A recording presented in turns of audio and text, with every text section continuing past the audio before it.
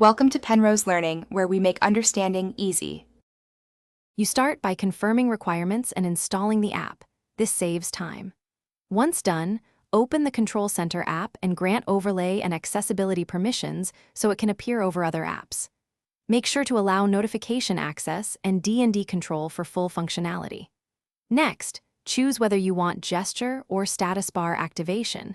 Gestures mimic iPhone swipe down, while status bar gives a tap target. These first steps unlock the interface customization that follows. You'll now shape the center itself. Open layout or tiles and add the essentials like Wi-Fi, Bluetooth, flashlight, screen record, and quick QR scan. Then drag tiles to reorder so priority controls sit at the top. This reduces reach and speeds access. Once arranged, set columns and icon size to match your visual preference.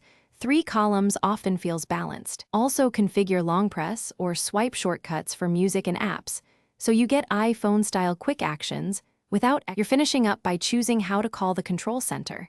Enable swipe from the edge or a status bar pull, and then test it 3 times to ensure consistency.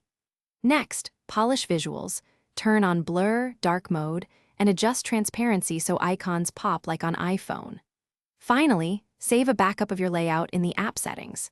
If the overlay stops appearing, toggle the overlay or accessibility permission and restart the device. That single restart resolves permission hiccups most of the time. Thanks for watching. If this was helpful, leave a like and consider subscribing. See you next time.